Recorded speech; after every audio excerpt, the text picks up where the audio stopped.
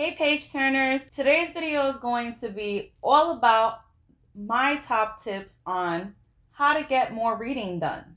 Even though you know what, that's like a constant reward actually. But you know what, you didn't hear that here.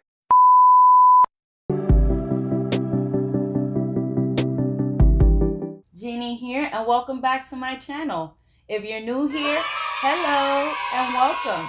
The main point of this video is to share the things that I like to do to try to get more reading in. I feel like we don't have enough time in our day, right? So we gotta kind of like squeeze in that reading time as much as we can. So if you're interested in this video and want to find out what I like to do to get more reading done, then stick around, pull up a chair, grab a snack, maybe coffee, maybe tea, or whatever you like to drink, wine. Do you, boo-boo, do you. And let's get into what I do to try to get more reading done. Okay, so tip number 1, find something that you have a strong interest in. Usually what I tell people so like that they can try to, read more or like get more reading done, I usually tell them, what's your favorite genre? Like, what do you like reading? What do you like watching? Because sometimes you can easily tie that together. So if you like watching like crime movies or like crime shows, then there's most likely like you will like thrillers or mysteries or crime type books. If you're the type that likes to watch anime, then there's a chance that you're going to love manga or graphic novels. If you're the type to like Harry Potter or like any kind of fantasy type, supernatural, or like the Vampire Diaries, like if you like all that kind of magical fantasy supernatural type world, then there's a chance you're going to love fantasy or you're going to love paranormal fantasy or things like that. So you have to find the type of book that will interest you. You have to think about, okay, what do I think I would like to read, and commit to reading that. Once you have the genre that you like or the type of book that you like or even interested or even in the mood for, you are going to at least try to get more reading done. So tip number 2, start off small. So you don't want to overwhelm yourself. If you're starting to read, or if you're getting out of a reading slump, or you're setting a goal to read more, get more reading done,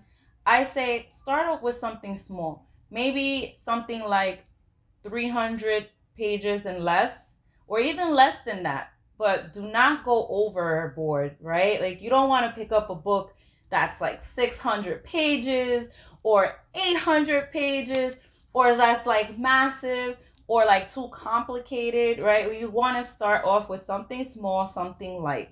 So another example of this would be maybe start off with like a graphic novel or a comic book or even a manga. Those are some great examples of a small book that you could start off with. So middle grade books is also a great way to start off small. There is nothing wrong with reading middle grade. It's a quick read and you can basically get through that like this. So if you're definitely trying to get more reading done, I would recommend maybe trying a middle grade book.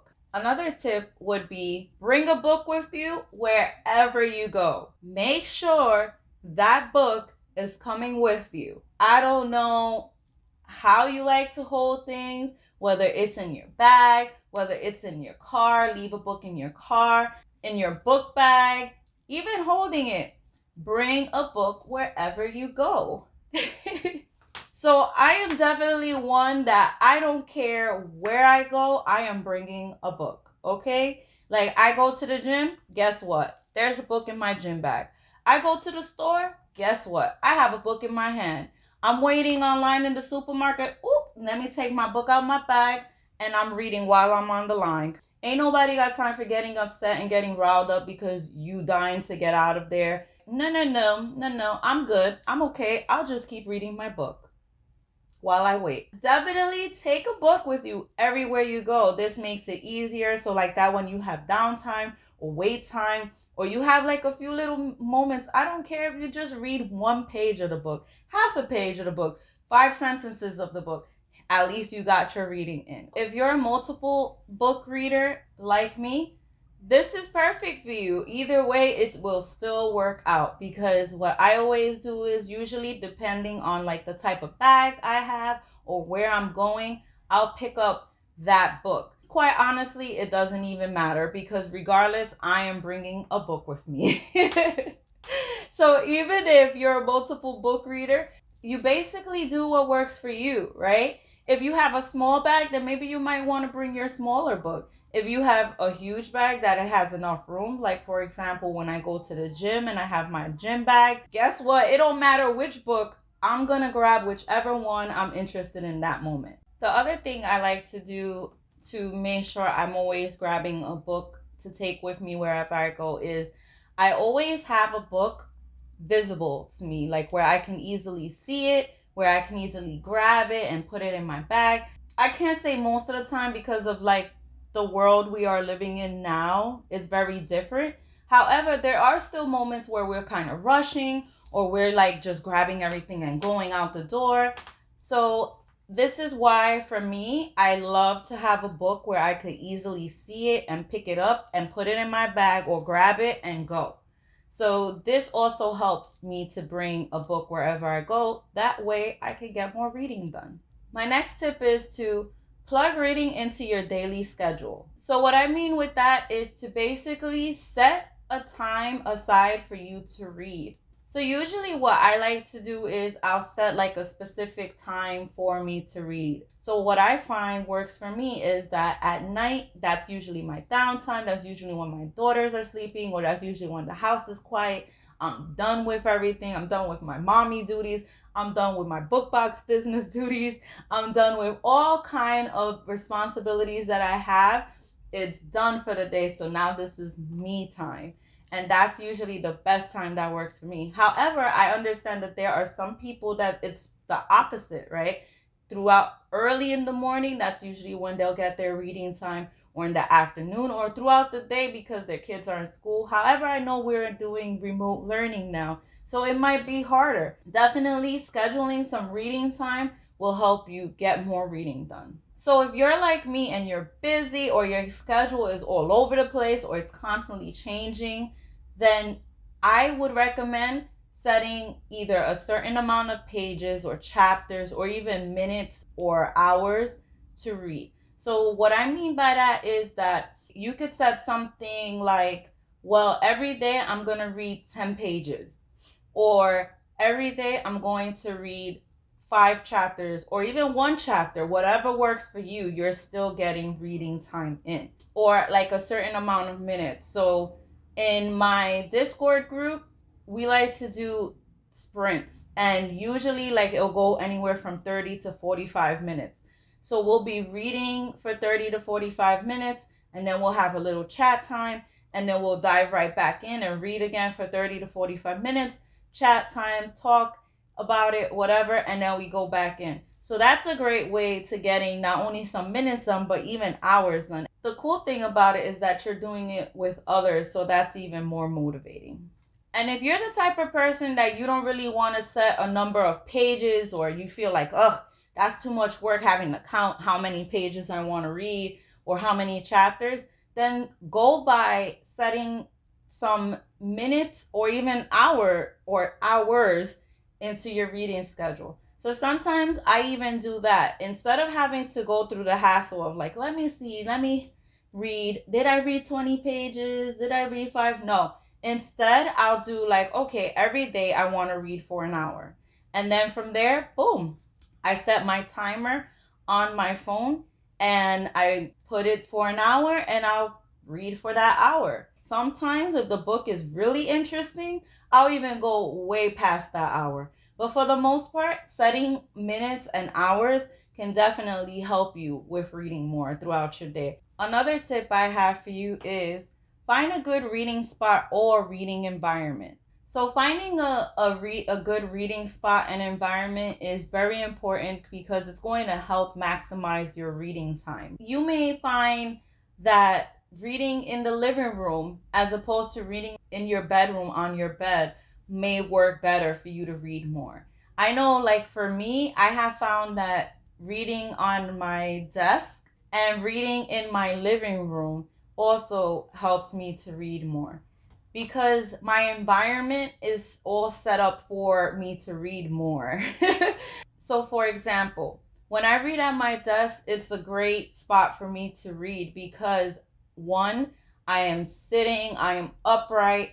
I have my annotating pouch, I have my pens, my markers, my post-its, my tabs, all right there available to me. Everything is just convenient.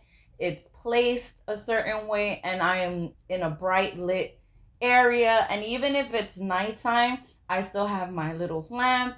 Or if I'm in the living room, even though I'm a little bit snuggly because of my sofa and the pillows I have, or if I have like a blanket, I'm still sitting upright as opposed to like when I'm at my bed. That there it gets a little tricky because when I'm at my bed, I realize that I don't really get too much reading time in. Why? Because I either feel too comfortable, in my head when I'm on my bed, it's like ding, ding, ding. This is the place where you sleep. So for me, it's like I start feeling drowsy or I start getting too comfortable with my pillow, or else my dog Milo, he'll come up on the bed and then I start snuggling with him. So yeah, you could see where I'm going there, right? So the bed is not the greatest choice for me because most of the time I am not going to get a lot of my reading time in. So my next tip after you found your perfect reading spot is to set the mood. Since you have the perfect reading spot and you have a great environment for reading, set the mood. That makes the experience so much better. What I like to do to set the mood is I absolutely love candles. Well, except these are the ones I don't burn. I love using candles to set the mood. It makes me feel so relaxed. I love the smell, especially like when it's a bookish candle. And for like a lot of bookish candles, they go according to that book, right? And let's say I'm reading that book in that moment. I love to light candles that go with the book because it just makes the experience so much better, or just a certain type of candle that it just immerses me into that world. I love it. Like a good example of that would be like if I'm reading a beachy type read, right? And I have like a candle that smells of the ocean and breeze and like fresh, clean air. Ugh, I love, love, love doing that. And that to me sets the mood for like the whole story. Another thing I like to do to set the mood is that I like to put on music. For the most part, I cannot listen to music with singing in it. Like it has to be instrumental or some kind of like ambience music going on. I cannot have my Bad Bunny playing or my or my like pop music going on because I just can't do it. Like I can't focus on the reading because then I'm going to start singing and being like, "Oh, yes."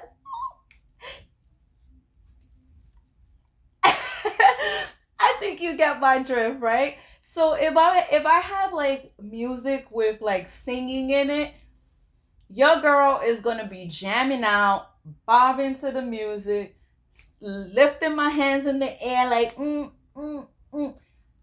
And that's not gonna get me to read more. So that's why I always go for like some kind of chill music, right? Like some kind of relaxing or like whatever it is. I love listening to fantasy type music when I'm reading a fantasy book, or sometimes I just want no music and I just want the sound of like a fireplace or a coffee shop. It's so awesome to find these type of music and the type of vibes that you're feeling while you're reading that book. The other thing besides music that I like to do is I like to have like some kind of image or like a scenery going on. So this is why I found that my absolute favorite place to read has been my desk. Because since I have my computer right there, I easily find something like, let's just say, if I'm reading something wintry, right? If I want some winter vibes, I'm going to find something that's like with snow or like a fantasy world, like a Narnia looking type thing, right? Like where I can see that and it's right there. And it's not that I want to look because, of course, I'm reading. It's just that vibe and that feel. It sets the whole mood and it just gives off all the things that you want to feel while you're reading. So once you have your mood all set up, what I love about setting up the mood is that it also brings the world you're reading to life.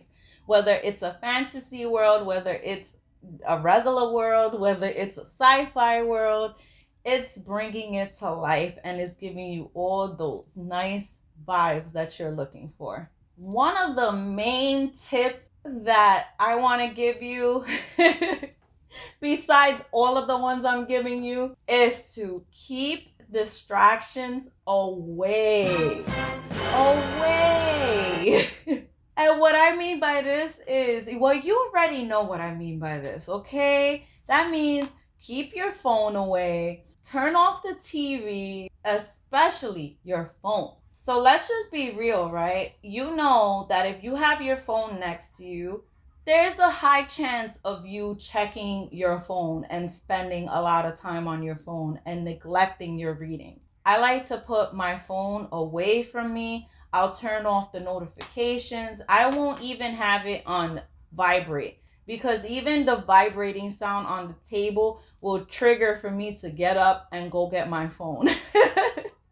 So I prefer to just mute my phone and put it away from me. And even if I don't have to put it away and I just like have it close by, but once it's muted, I find that I can get more reading done. Because for the most part, you know that if once you hear that notification sound from wherever it's coming, whether it's Facebook, whether it's Instagram, whether it's Twitter, whether it's TikTok, forget it. Once you pick up that phone and check that notification, you know damn good and well that you're going into the abyss of the social media world, right?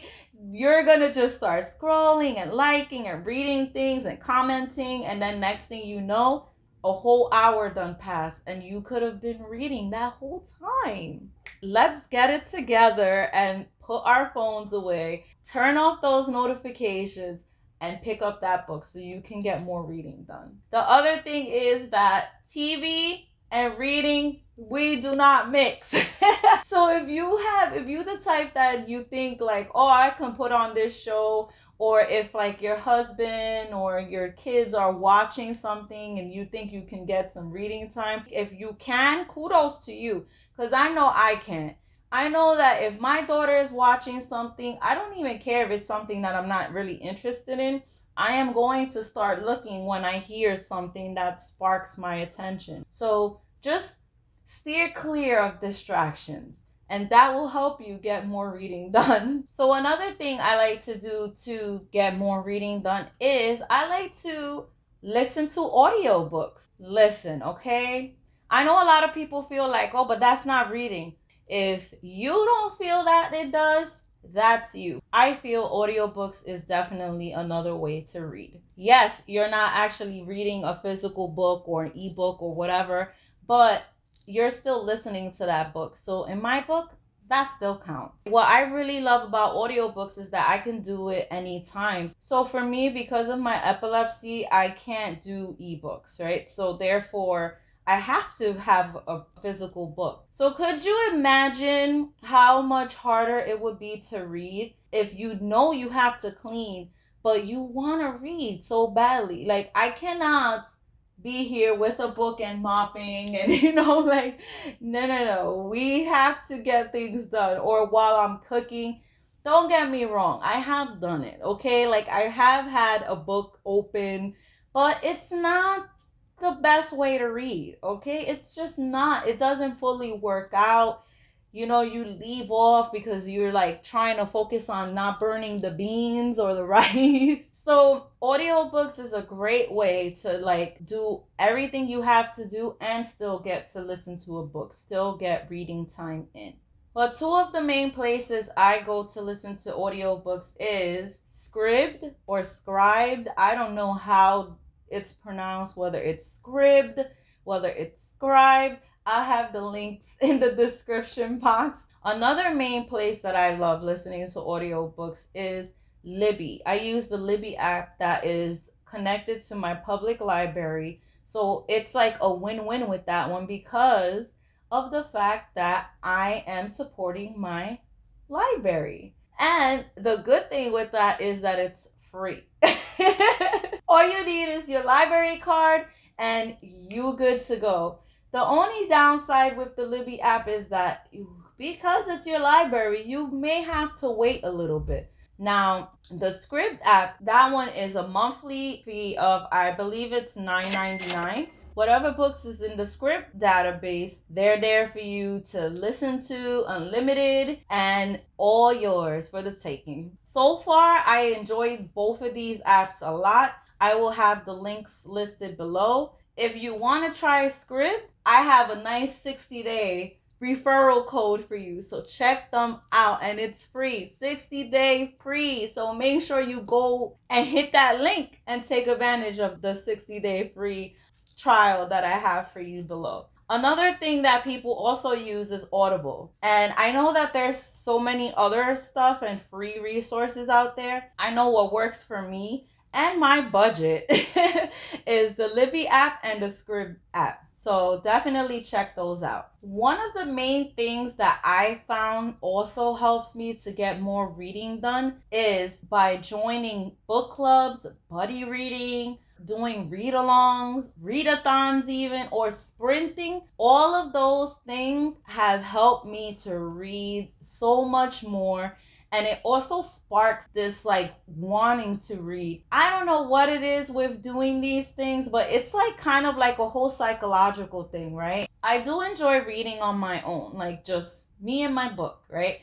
But once I started buddy reading, I definitely started reading more. And I love the experience that it brings. It's like you get to share your thoughts and your opinions and your feelings about the book that you're reading with your book friend.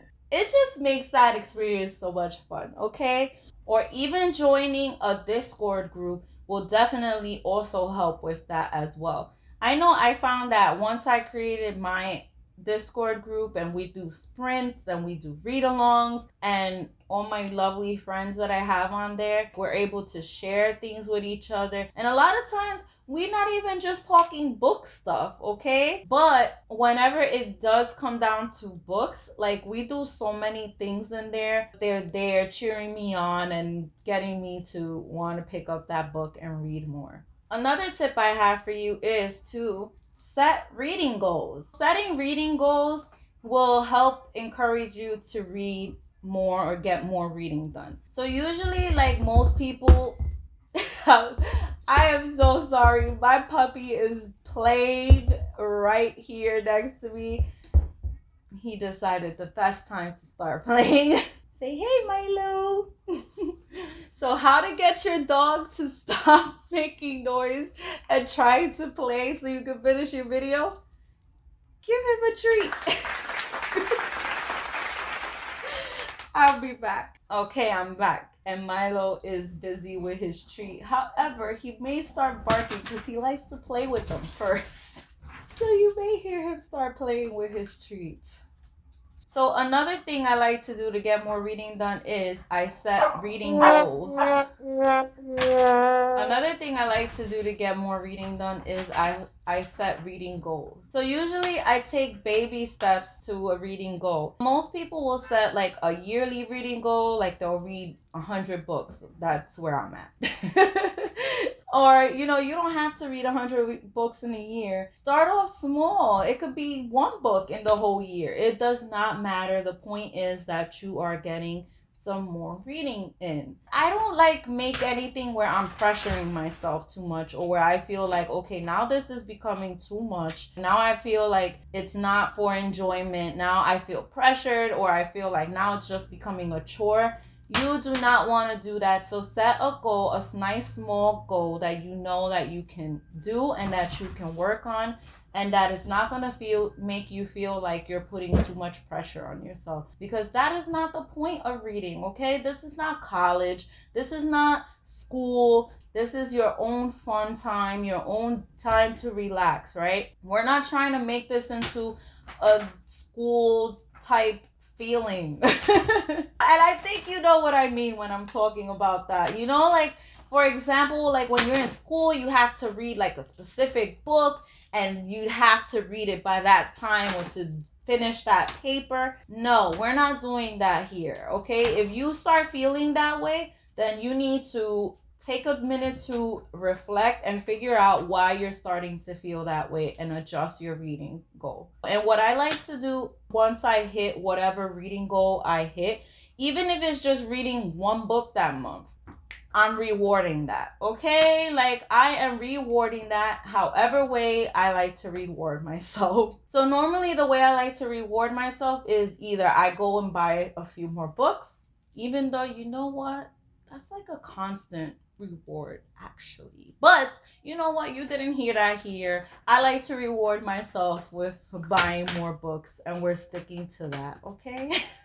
Whatever it is that works for you as a reward and that's going to, like, you know, make you feel like, oh my god, like, yes, I did it, like you feel accomplished, then definitely use that. The other way that I also like to reward myself, like when it comes to like a reading goal, is I need a visual, right? So I might have in my reading journal like a kind of table or something. Because I'm a pre-K teacher, the other thing that works for me too is that I have like a chart and I'll have like little star stickers on it. That has worked for me in the past as well. And I'm sure it will still work. Actually, maybe I need to create a new one.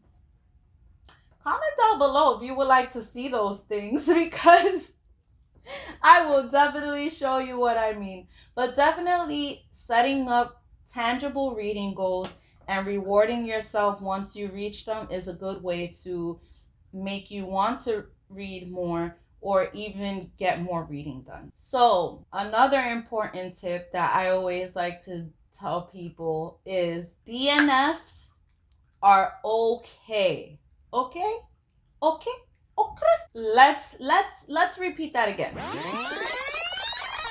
DNFs are okay. They are self-love. Don't feel bad for DNFing a book. And if you do not know what DNF means, that means did not finish. Yes, it's okay to DNF a book, all right? I feel like sometimes within the book community, sometimes there's people that don't believe in DNFs and they kind of make you feel like you shouldn't do that and they make you feel bad or whatever the case may be. And I'm speaking this from experience because this is something I felt when I first stumbled into the Bookstagram community. I felt like DNFing was bad, like I shouldn't do that, like, oh my god, what kind of reader am I? I felt so horrible about DNFing a book.